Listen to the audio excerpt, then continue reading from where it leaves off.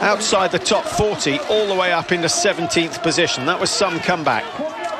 So 1.2 completed, and that meagre lead that Finland has gone. Flatland certainly looking good. Well, that's clearly why she's been brought back into the World Cup team. She's looking strong, she's balanced, she's not over pushing at the moment. Still very tight. When you've had a layoff from World Cup racing, Mike, do you find it harder to find your ski form or the shooting form? I think it's the shooting. That's a combination of both, because you don't know where you're at. You're nervous coming back into it. And I think probably the shooting form is the weaker link in the comebacks. Canada going well, only 32 seconds behind. In fact, so many teams, it's unusual we see so many teams time-wise so close. 13 teams within 30 seconds. Just having a look down to see how many of the teams have got sisters in. We of course have the Gasparin sisters in the Swiss team, taking legs 1 and 2. And 4. The 3 sisters. Amazing. And the third sister, of course. Nearly a whole team. And then, of course, the Ukraine, yeah. Well, there's an ambition for you. Aye. We've had twins before with the Pokyuka, believe it or not, that was the surname, the Pokyuka brothers. And of course the Samarienko twins in action tonight. Vita has already done her bit. Via takes leg number 3. Julia Zima of Ukraine on the second leg. And so that's deemed to be the key performance. I think Zima took the first leg last weekend, Mike. I don't understand why the Ukrainians have switched around a winning combination. Why change it and put Vita first? I found that quite strange as well. As you said, a winning combination. But Petrushna, who they put third leg last weekend, she really is in good form. She's the fastest skier in the team at the moment, so that must be his thinking. Well, that makes sense, but it was such an effective victory. I wonder whether they thought that the Norwegians and Germans would switch their order around to try and beat the Ukrainians. So maybe they were thinking that Germany would put someone like Gustner on the first leg, and they didn't want to lose touch with that. Sokolova, though, she deliberately planned to miss out on Oberhofen. She's back so strong again after the Christmas break. Having problems planting that right elbow, sliding away from her a little. These mats can be slippy, and some of the manufacturers are putting more sticky elbow pads on. Never used to be allowed. It is now. Good shooting from the Norwegians. Flatland certainly doesn't look to be too rusty with the marksmanship. They go clear. Finland looking to clear the 5. They do exactly as required. Good shooting from them. Mary Laukkanen keeps the Finns in with a chance. Russia are going to come rocketing up the order with 5. And now Germany with Miriam Gustner. 5 out of 5. Thank you very much. But it's the standing shoot where she tends to come undone if it is going to go wrong. USA hit 5 out of 5. Susan Dunkley, who will be handing over to Sarah Studebaker. So far, so good for the Americans, trying to match the achievements of the American men's team so far this year.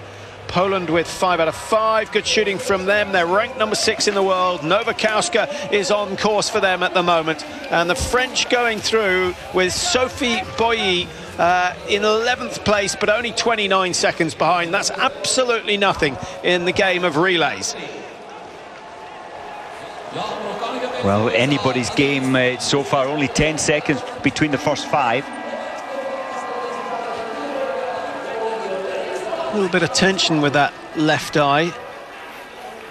Yeah, a lot of the Norwegians, most nations use this, like Sokolova showing us, the big blind, so it's blanking out light from both eyes, or interference from both eyes. Gustner, oh, you don't want to do that. It is icy. They salted all this because of the warm temperatures. Very icy now. Well, after a brilliant start with the rifle, the women now starting to struggle a little. It looks to me as though only Russia have yet to miss a target. And because of that, it's slightly surprising that they're not in the lead.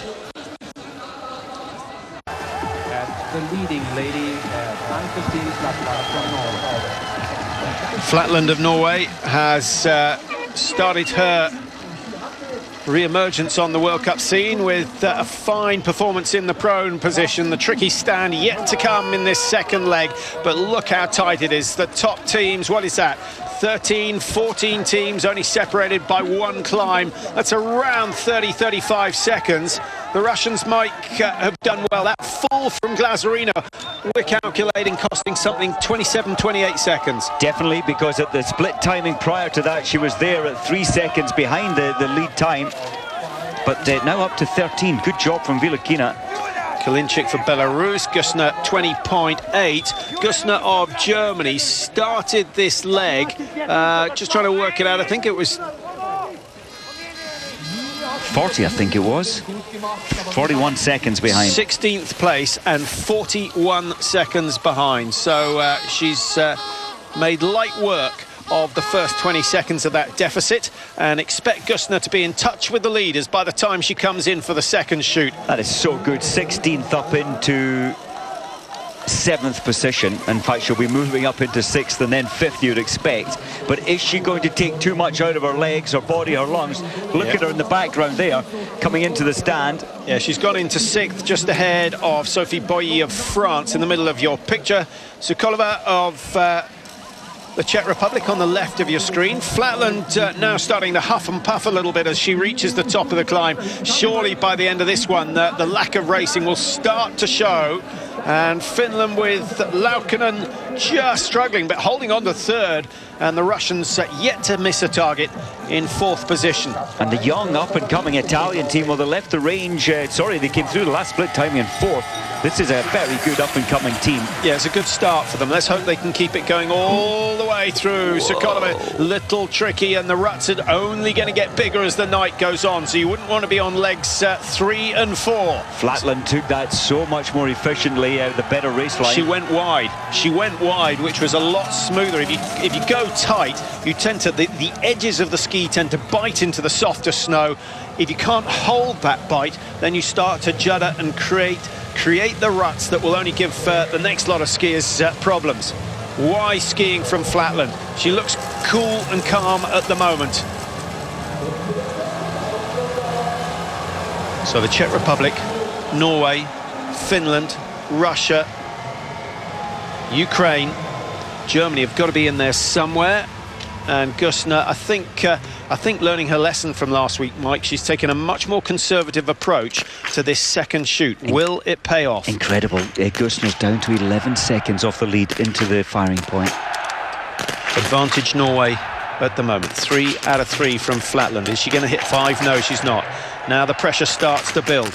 Russia still without a miss. Good shooting from them. 5 out of 5. And that is the way to win relays. Olga Vilakina smack on target. And Russia are going to gain a lead of, what, 7-8 seconds over the Czech Republic and Norway. Germany get 5 with 6. That's not bad. Gusner won't complain at that. Now we'll see her accelerate. And don't be surprised if they hand over in first position. Amazing. 16th position. She was handed over this baton, or the responsibility.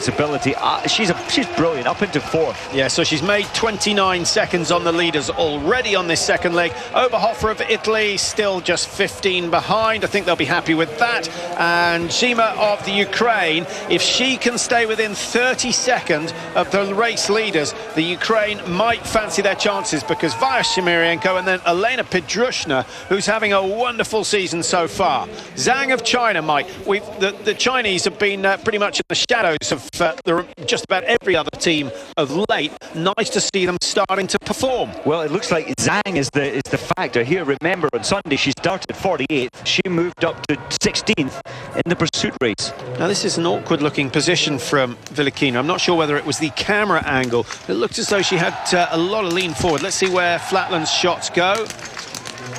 There's the miss. Just a little unlucky with that. Good shooting. Very good shooting. As you said, maybe a little race rusty. You don't quite have the same reactive timings. But Russia, the best shooting team, look at that. No penalties, no targets missed. Well, we've seen the Norwegians shoot 41 shots in a relay, the Norwegian men. Can the Russians beat that tonight? It would be some achievement. And Shamilova, Zaitseva. Zaitseva certainly capable. Shamilova will, when we get to that third leg, we'll have a look at her statistics and find out what sort of percentages she's been shooting so far this year. Gusner has done well. When you just think back to Sunday, it's not long ago, and she missed 50% of her targets in the pursuit competition. That can be a difficult thing to turn around. I'm pleased that she's done it so quickly. It didn't affect her mind tonight at all. But the relay is psychologically easier because you have this safety cushion of 3 extra rounds if you do miss.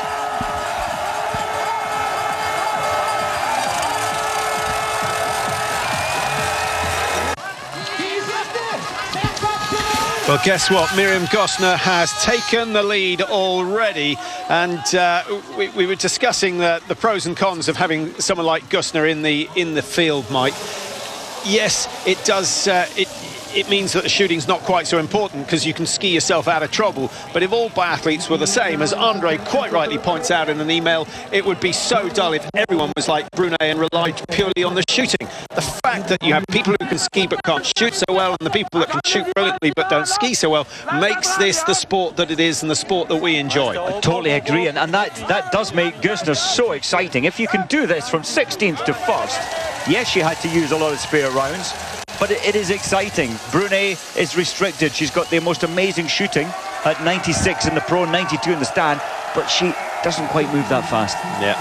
Andre also wants to know what Dixon Senior's advice is to Dixon Junior, but I think we'll deal with that tomorrow night when we come to the men's relay. The men's 4x7.5 tomorrow. Gusner taking a bad line round that corner. Sokolova learnt from last time, and Flatland as well, accelerating round there. Good skiing from her. So 1, 2, 3 is Germany, the Czech Republic and Norway. 3 of the greatest teams. France currently lying in 8th position. They're some 22 seconds off the pace of the leaders. The Russians are back, Mike, and we have 3 of the 4 greatest women's teams on the planet in 1, 2, 3 and 4 at the moment. Just the Czech Republic, a little bit surprising to see them doing so well.